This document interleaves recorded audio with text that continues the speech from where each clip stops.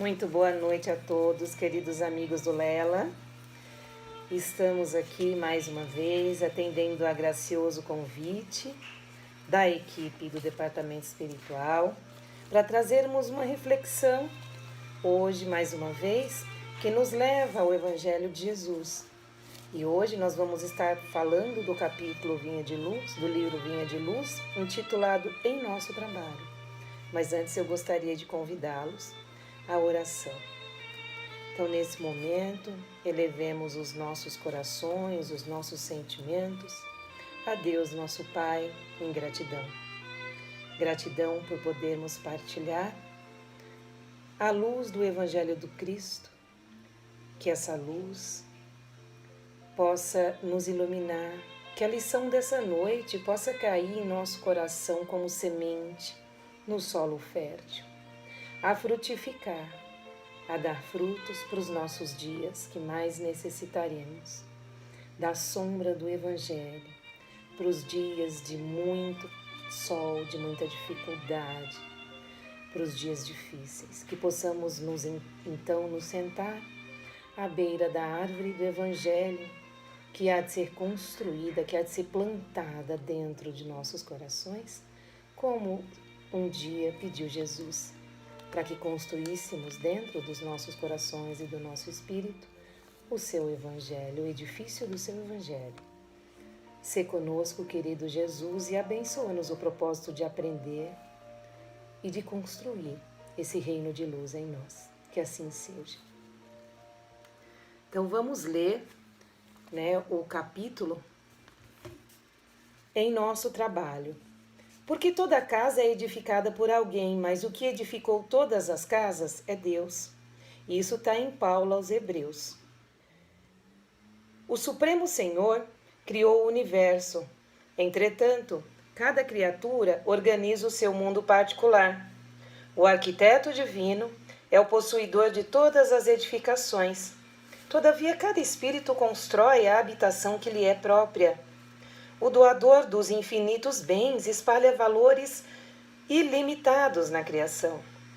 Contudo, cada um de nós outros deverá criar valores que nos sejam inerentes à personalidade, à natureza maternal, rica em bênçãos e em toda parte constitui a representação do patrimônio imensurável do poder divino. E em todo lugar onde exista alguém, aí palpita a vontade.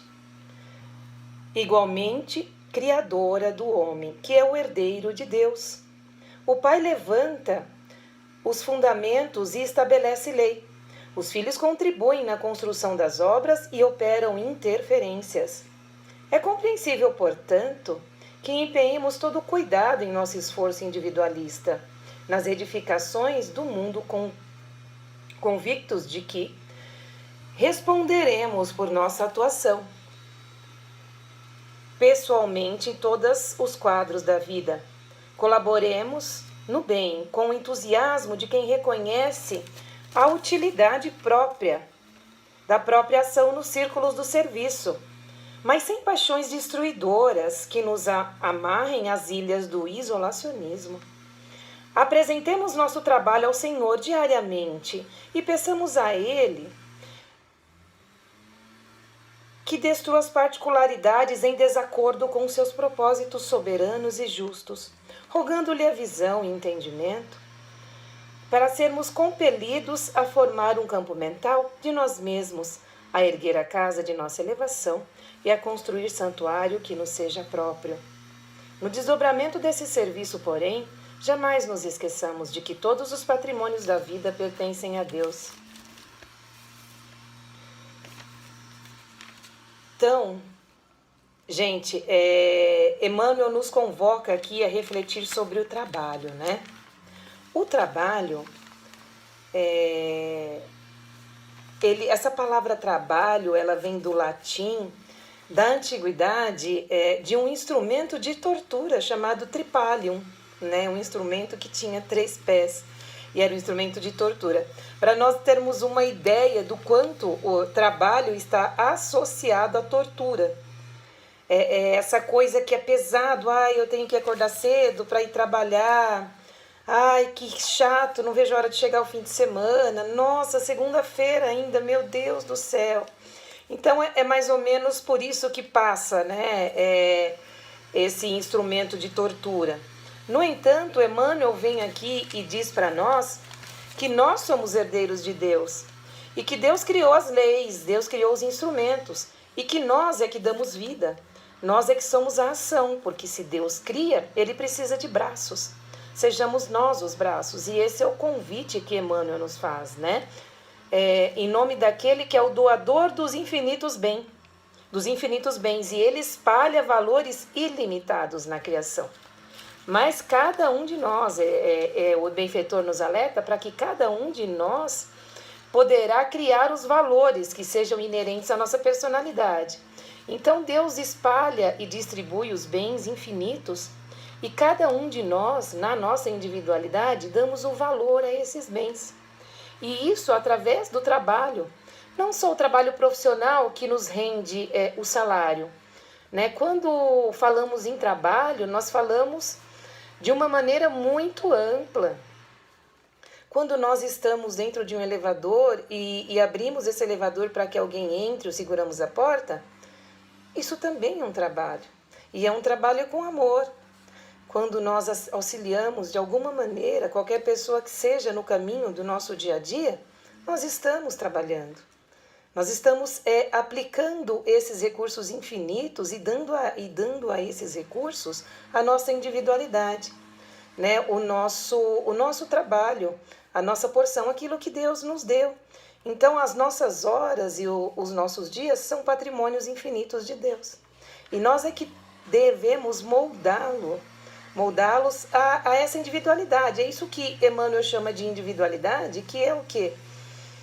É amalgamar, né, esses bens. Como é que eu estou lidando com esses bens infinitos que eu recebo diariamente do Pai? Esse Pai doador dos infinitos bens, que todos os dias nos doa as horas do dia, que nos doa infinitas oportunidades. Se nós acordamos, temos um trabalho para ir, se nós temos pernas para caminhar, se os nossos olhos enxergam, se os nossos ouvidos ouvem, a nossa boca fala, então nós temos recursos infinitos para multiplicar os bens que Deus nos concede. Como é que estamos fazendo isso?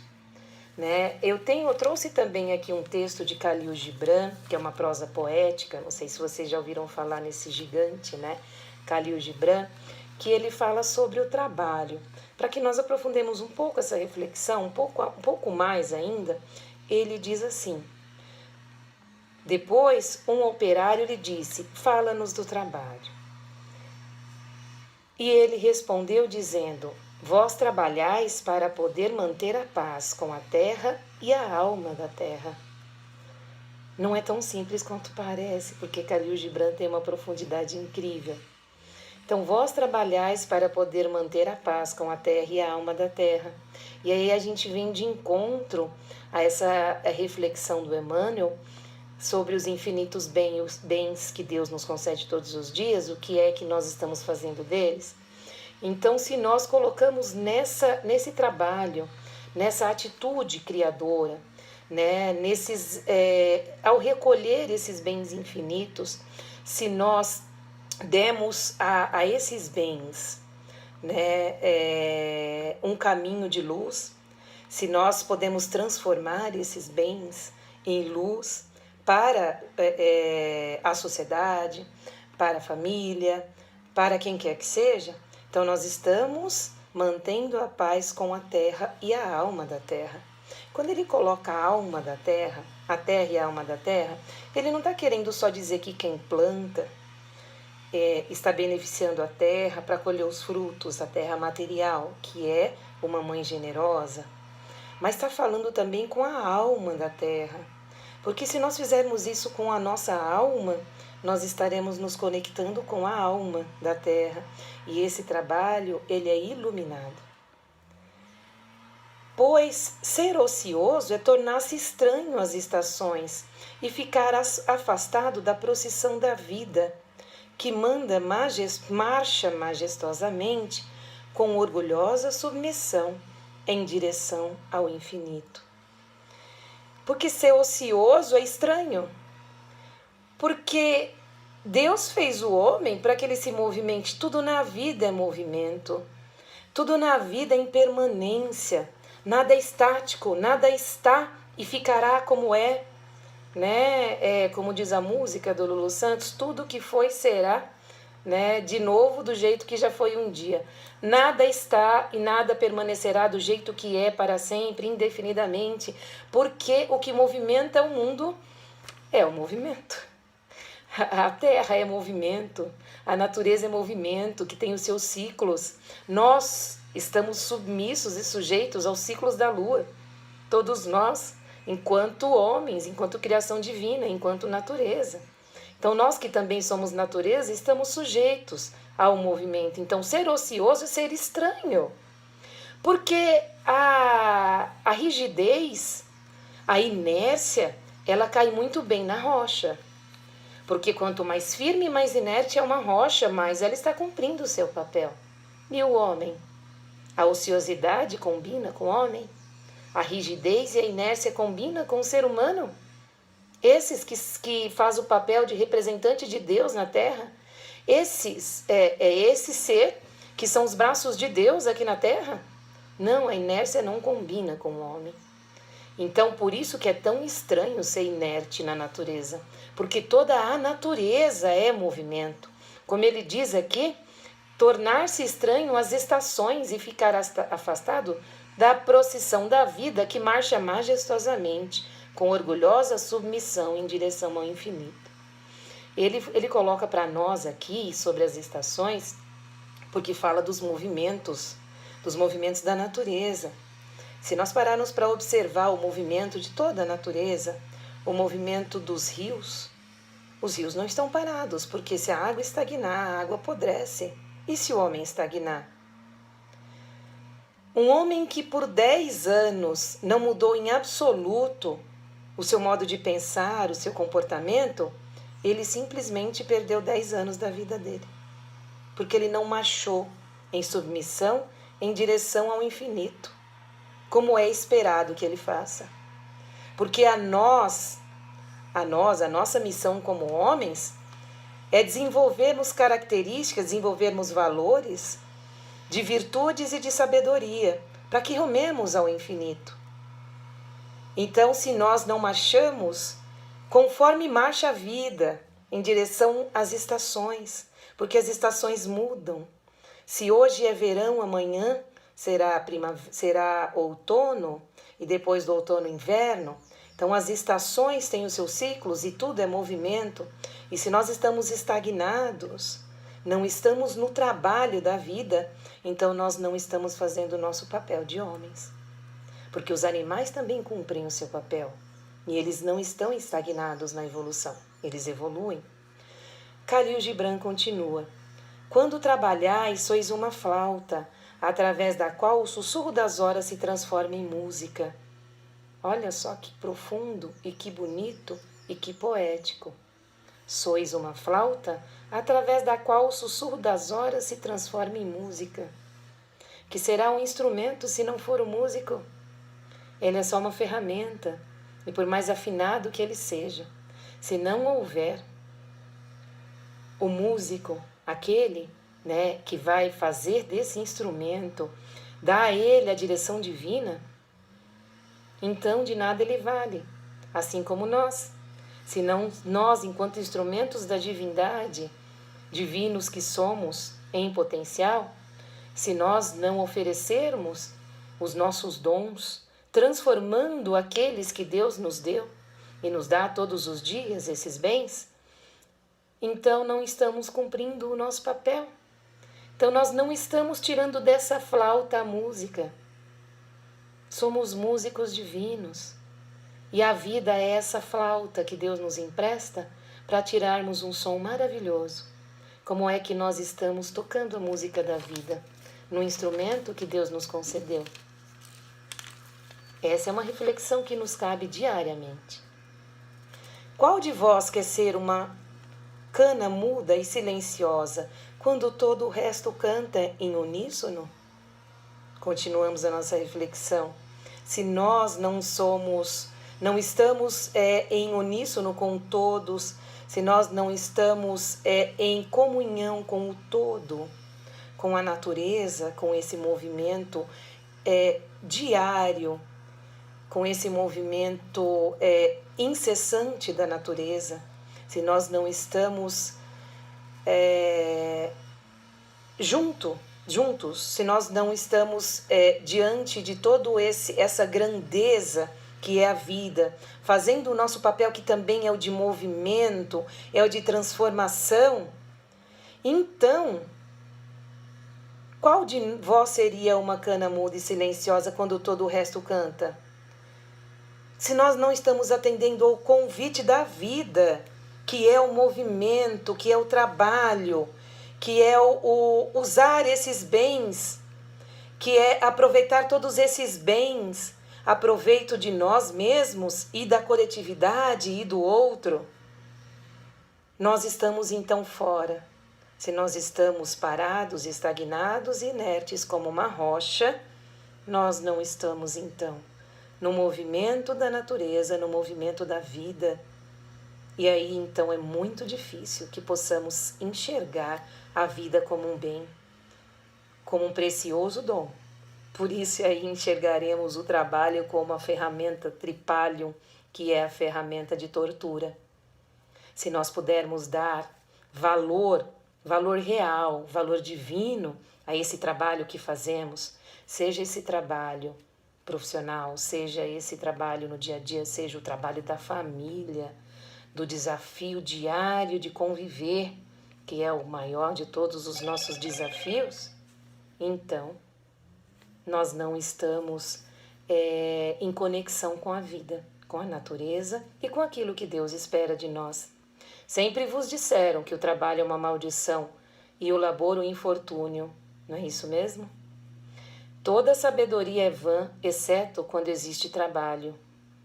Todo trabalho é vazio, exceto quando existe amor.